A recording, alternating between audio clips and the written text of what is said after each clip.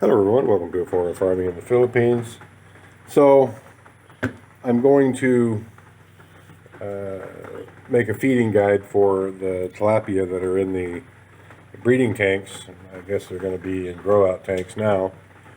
I've done the calculations. I don't know if I'm correct or not. I'm having old fart moments one after the other this morning. And I'll show you the difference in the tanks soon. In tank 2 has the most biomass at the moment.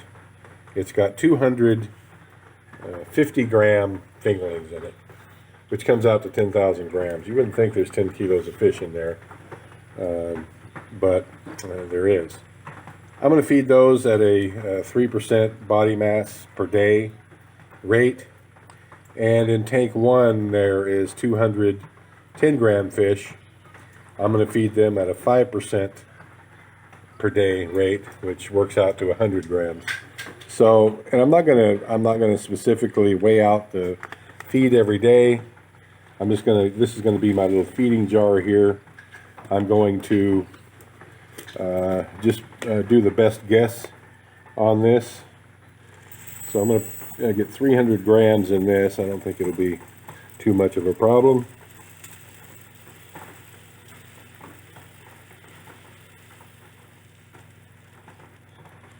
And that's it right there. So pretty much full. That's a little bit over.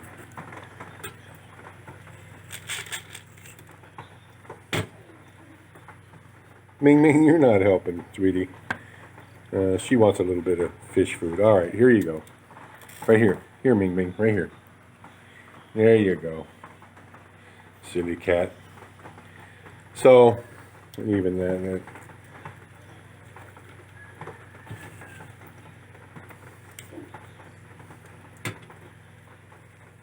doesn't seem to want to get off that 305. That's exactly right there. So that's 300 grams.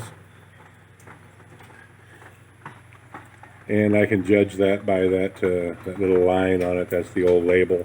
This is just an old mayonnaise jar.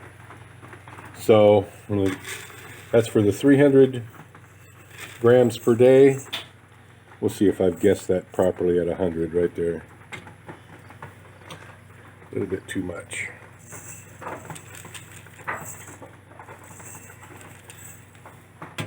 Come on, Ming Ming. I'm trying to make a video here, Ming Ming.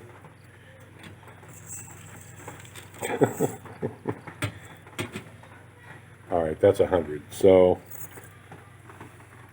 just to the part where it fully expands in where the jar gets the widest is 100. And I've got 70. Well, I'll just go out to the tanks and explain what I've got where. And those tanks are going to get about 100 grams a day each as well. So let's head out to the tanks. All right, so hopefully I don't destroy my phone. I'm out here in the rain, of course. I don't think it's ever going to stop raining here on Bohol. It's not a heavy rain. It's just more like more of a sprinkle than anything else. So that tank right there has the most biomass. That has 200 fish in it that are average about 50 grams each. That one has 73 fish in it. Those are probably going 70, 80 grams each. This one has 200 fish in it that are 10 grams each. And this one has about 120 or so in it that are probably 5 grams each. So they're all going to get, this tank is going to get the 300 grams. And I didn't do the exact calculations on this tank. It's going to get 100 for now. And this one's going to get 100. 3% of body weight for that one. 5% of body weight daily, daily for this one. And I haven't done the calculation yet on that one. I've got my calculator on my phone. I should probably do that. I'm just gonna give them 100 grams as well. And this one, 100 grams would be pushing it. we'll see how they, so I'll overfeed these a little bit. I'm just gonna, these 3 tanks are gonna get 100 grams just to keep it simple, and that one's gonna get the 300.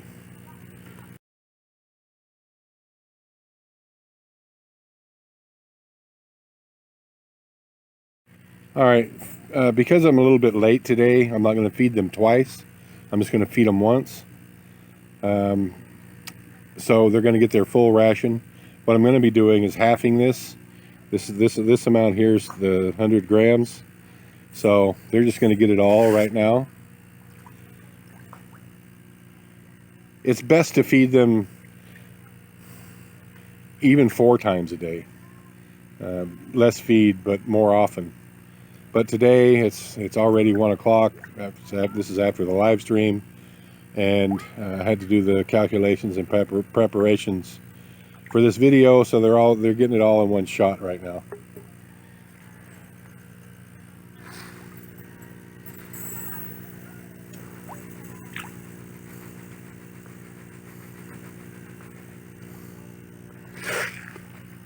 This is the 300 grams. Let's take this around. Normally I'm going to be feeding them twice a day, so I would half this.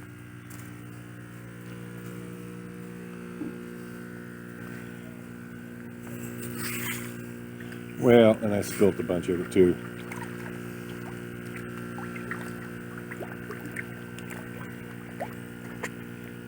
Not wasting it because there's fish in here that'll eat it. I'm going to give them a little tad more. Normally I just walk around, but I've got the camera and the feed and the dispenser bucket all in my hand, and it's just making everything clumsy.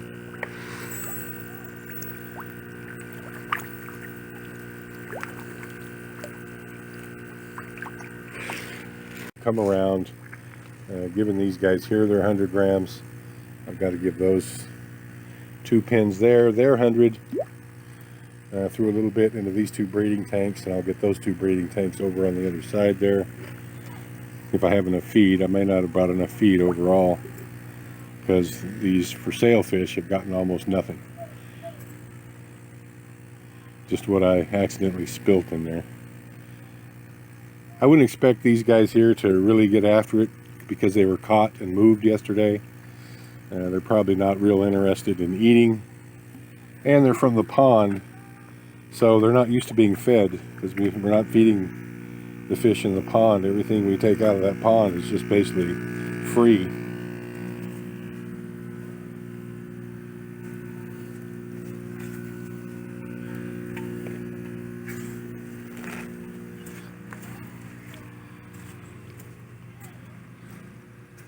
These here got their 100 grams, and again, half of these fish were put in here yesterday, and they're not real interested in eating. And these guys here slowly eating it. None of the fish seem that interested today because I think it's because of the rain. I don't know, but they've all got their feed. I'm gonna go back and get another, I don't know, 400 or 500 grams and put in this tank because they're really hungry. I'm gonna leave my little jar here, and I didn't feed the shrimp in this tank either.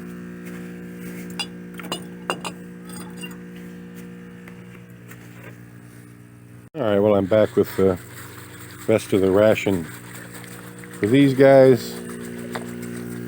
Just gonna put a little tiny bit in for those shrimp.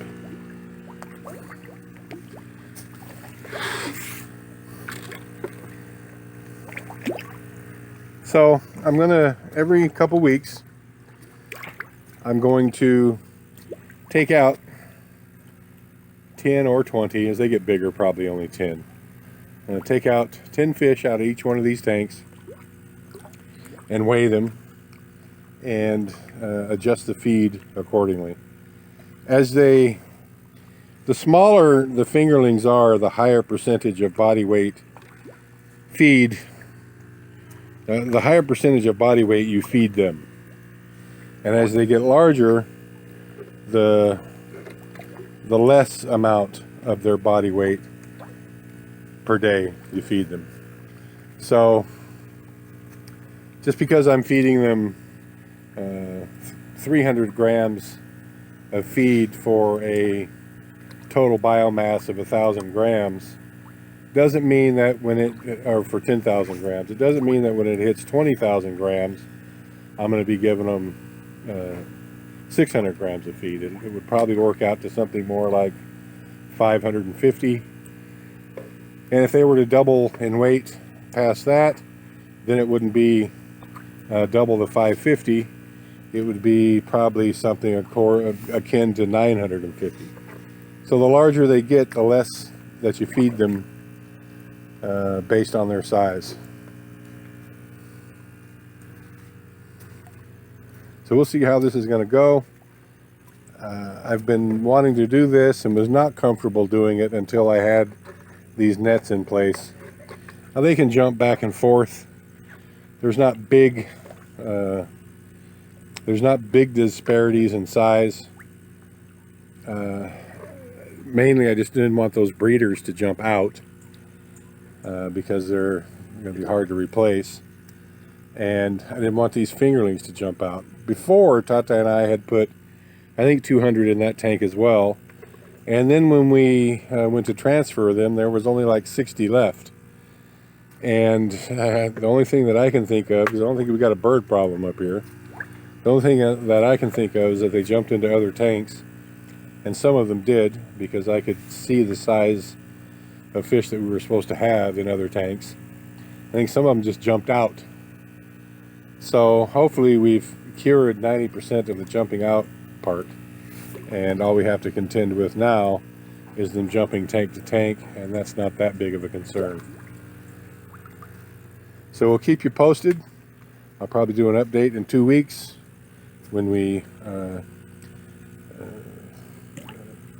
grade them for size, and probably in that tank right there we might do some culling of the females, because I'm fairly sure by that time that they would be large enough for us to differentiate male from female, and we'll take the females out because they grow so much slower.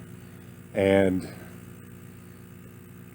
tilapia females getting up to the even 100 gram, 150 gram size, and they're wanting to start to breed already.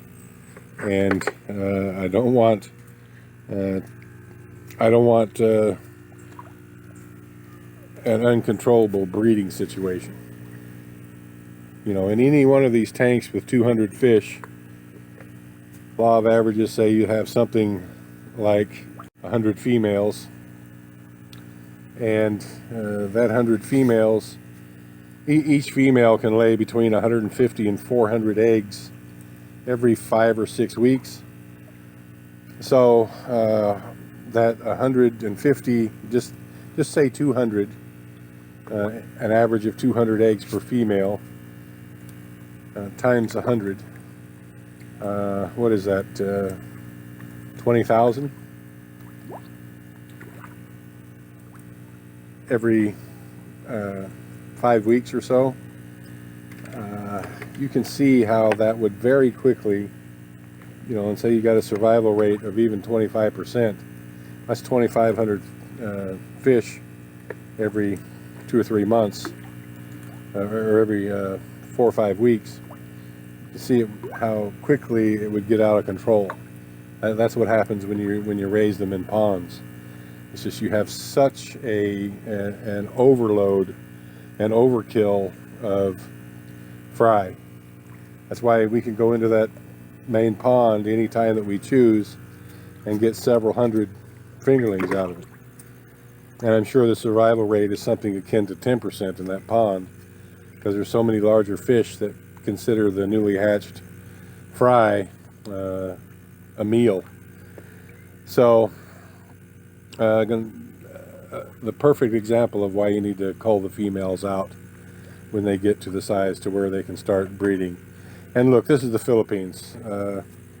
It seems to me like there's no fish too small for consumption by a Filipino. So even though they might only weigh 100, 150 grams, you can sell them just fine. So we'll keep you apprised. I'll let you know. I'll make another video in 2 weeks of the process of weighing them. And you know, I didn't do a growth rate expectation.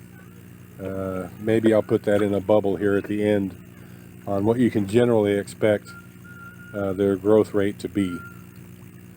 Thank you, everyone. Please like, comment, share, and subscribe.